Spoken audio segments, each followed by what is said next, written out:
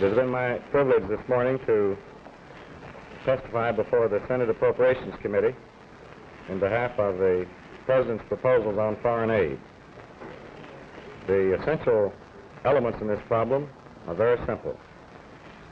Speaking to the Senate committee this morning, I said that the President has asked for authority and funds to engage in a program of development loans, the purpose of which is to enable the less developed nations to gain the economic momentum to achieve a level of self-sustaining growth. Whether in the final analysis, the funds which we seek for this category will be made available to us by borrowing authority or by annual appropriation or both, we will need the approval of this committee, the Senate Appropriations Committee, in order to proceed. The authority to make long-term commitments is imperative. In the past, our aid has too frequently been directed to short-term objectives.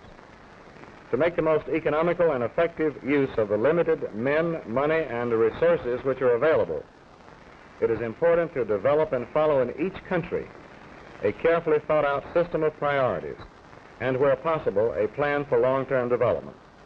This objective will be central to the administration of the new program. Mr. Secretary, you said that the authority, the presidential authority, is imperative. Does this mean that the power to go directly to the Treasury for these loans is not?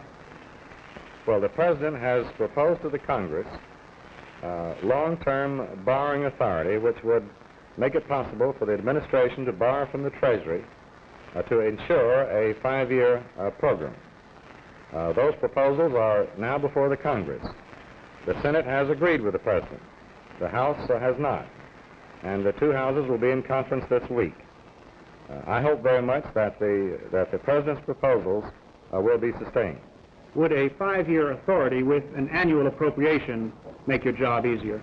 Well, this is a matter which the Congress is now considering. Again, the President's proposals are before the Congress, and the Congress will be dealing with that matter this week. Mr. Secretary, you indicated that we're hopeful that other Western powers will join with us in foreign aid and economic development. Do you have any indications that that will be forthcoming soon, particularly in regard to West Germany? As I think that the story of the effort which has been made by other Western countries has not been told as effectively as it might have. For example, in a period of about 4 years, previous 4 years, in terms of certain types of loans, aid, and technical assistance, the Western European countries, plus Canada, Japan, Australia, and certain others, have made $5 billion available, which would compare to a figure of $9 billion on the part of the United States. Negotiations with the Russians from Berlin. Could you tell us what the conditions are before such negotiations will be started? No, I think this is something which is a little off the main subject here before the Senate Appropriations Committee this morning. It isn't really feasible to talk about the future of negotiations. As my colleague Lord Hume in Great Britain put it, when you're in a poker game, you don't show your cards ahead of time. But there will be negotiations. When and where and what circumstances is a matter that is now being discussed among governments. Could you give us any indication as to what further diplomatic moves to show that we're behind West Berlin might be made?